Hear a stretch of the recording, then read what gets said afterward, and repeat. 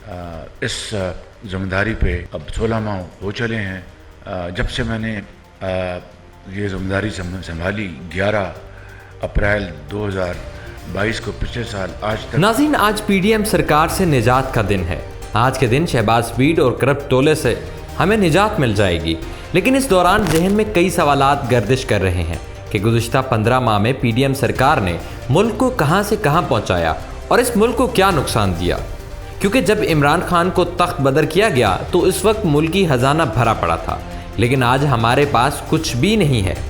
हम भीख मांगने पर मजबूर हो गए हैं। हम एक ऐसी पोजीशन से नीचे आए हैं कि किसी ने सोचा तक नहीं था। नाज़रीन, आज हम आपको इस वीडियो में बताएंगे कि किस तरह पीडीएम सरकार ने पाकिस्तान की कश्ती डुबोई। आपको ये भी बताएंगे कि किस तरह शहबाज स्पीड ने मुल्क के साथ ज़ाती तौर पर ज़्यादती की। लेकिन ये सब जानने से पहले आपसे गुजारिश है कि जल्दी से इस वीडियो को लाइक और शेयर कर लें। नाज़रीन, 15 माह मुकम्मल हो गए हैं। आज पीडीएम सरकार का आखिरी दिन है। आज के बाद शायद हमें सुकून की नींद नसीब हो और हमें सुबह उठने के बाद ये डर ना हो कि कोई चीज़ महंगी होगी या पेट्रोल महंगा होगा। बस ये ख्वाब ही रह जाएगा कि इस मुल्क के साथ पीडीएम सरकार ने जो ज़्यादतियाँ की हैं इसका अजाला कभी नहीं हो सकेगा। कभी भी उन चोरों पर हाथ नहीं डाला जा सकेगा। ये चोर और लुटेरे कभी भी हुकूमत की गिरफ्त में नहीं आ सकेंगे, क्योंकि कानून और आयन को तो इन्होंने घर की लोंडी बना कर रखा हुआ है। आयन को आए रोज़ पैरों तले रौंदा जाता है, लेकिन कोई भी ऐसा जज, ऐसा पुलिस अफसर, कोई तफ्तीशकार इदारा नहीं जो इनसे सिर्फ ये सवाल करे कि इस मुल्क के साथ ऐसा क्यों किया। क्या वजह थी कि एक मुस्तहकम माशी ढांचे को आज इस नहज पर पहुंचा दिया कि संभलने का कोई इम्कान नहीं नजर आता। दोस्तों, पीडीएम ने एक ऐसे वक्त में इक़्तिदार संभाला जब मुल्क एक मुआशी बहरान निकलने के करीब था। अपने दौर में इस हुकूमत ने कुछ ऐसे इक़दाम किए जो मुल्क के लिए शदीद मुआशी ख़तरा साबित हुए और चंद महाजों पर इसे ऐसी नाकामी का भी सामना करना पड़ा जिस पर गुज़िश्ता हुकूमतों ने कामयाबियां समेटी थी। इनकी सबसे बड़ी नाकामी ये रही कि महंगाई को कंट्रोल करने की बजाय मज़ीद मसनूई महंगाई का तूफ़ान खड़ा कर दिया। पीडीएम ने पाकिस्तान तहरीक इंसाफ की हुकूमत की नाअहली और मुल्क में जारी महंगाई के तूफ़ान के खिलाफ भरपूर एहतजाज किया था। महंगाई के खिलाफ मुल्कगीर लॉन्ग मार्च किए गए और इमरान खान की हुकूमत के खात्मे के लिए आज़ादी मार्च भी किया गया। यही मौलाना फजल रहमान थे जिन्होंने मुल्क के तमाम उलमा और मदरसों से बच्चे को इकट्ठा करके महंगाई मुकाओ मार्च किया था। लेकिन जो ही इनकी हुकूमत आई तो इनसे कुछ भी संभाला नहीं गया। जब इमरान खान की हुकूमत थी तो इस वक्त बताया गया कि ये इसराइली एजेंट है और मुल्क को तबाह कर रहा है, लेकिन जो ही उनको इक़्तिदार मुंतकिल हुआ तो सब कुछ मुसलमान मुँह हो गया। लेकिन महंगाई जू की तू ही रही। अप्रैल 2022 को कौमी असम्बली में तहरीक अदम एतमाद के जरिए पीडीएम जमातें इमरान खान की हुकूमत को ख़त्म करने में कामयाब हो गई। ताहम हुकूमत मिलने के बाद मुस्लिम लीग नून और इत्तेहादियों की हुकूमत महंगाई को कंट्रोल करने में बुरी तरह नाकाम हो गई। सवाल ये है कि क्या वाकई इमरान खान इसराइली एजेंट था तो इसलिए महंगाई हो रही थी, या आप भी इसराइली एजेंट हैं इसलिए महंगाई मजीद बढ़ गई है। नाज़रीन, हुकूमत की दूसरी नाकामी यह है कि अपनी मुद्दत के आखिरी चंद दिनों में मईशत को कुछ हद तक तो संभाल लिया है, ताहम किसी गरीब या आम आदमी को रिलीफ देने में यह हुकूमत बुरी तरह नाकाम हुई है। कोई ऐसा प्रोजेक्ट लॉन्च नहीं किया गया जिसके ज़रिए गरीबों को रिलीफ मिल सके, बल्कि जो प्रोजेक्ट्स इमरान खान ने गरीबों के लिए शुरू किए थे वो उन्होंने ज़बरदस्ती बंद करवा दिए। गरीबों को खाना फराहम करने वाला दस्तरखान बंद करवा दिया, लंगर बंद करवाया, सेहत कार्ड बंद करवाया। गर्ज ये कि गरीबों के सारे प्रोजेक्ट्स बंद करवाए गए।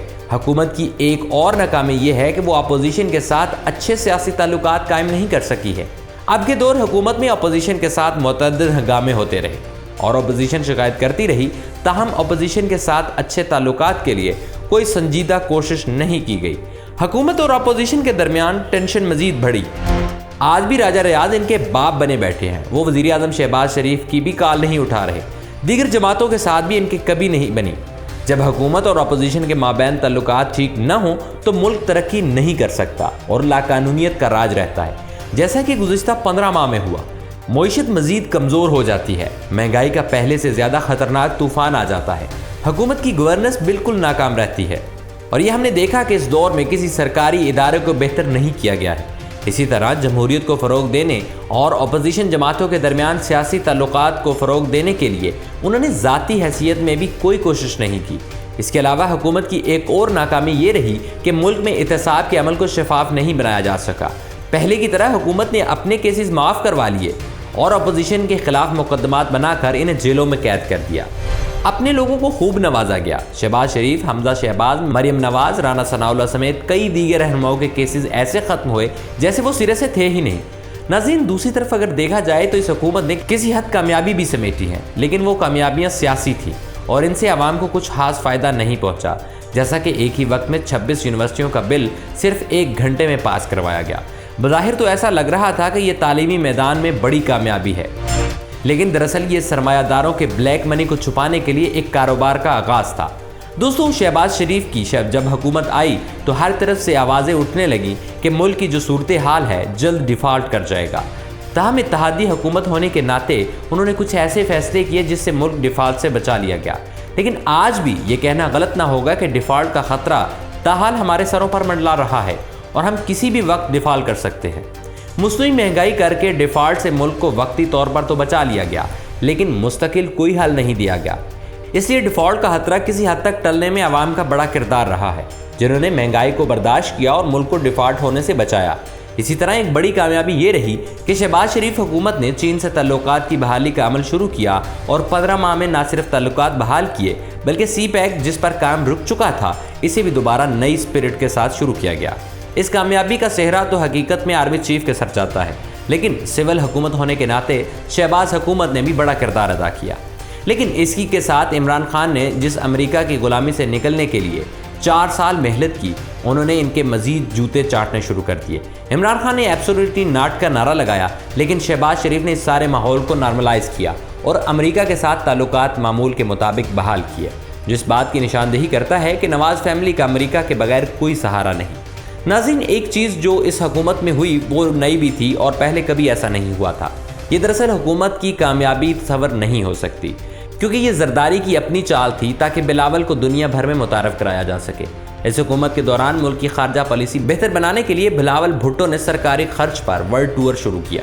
सफारती सतह पर बिलावल भुट्टो हर छोटे बड़े मुल्क में गए और ताल्लुकात दोबारा अच्छे तरीके से बहाल करने की कोशिश की।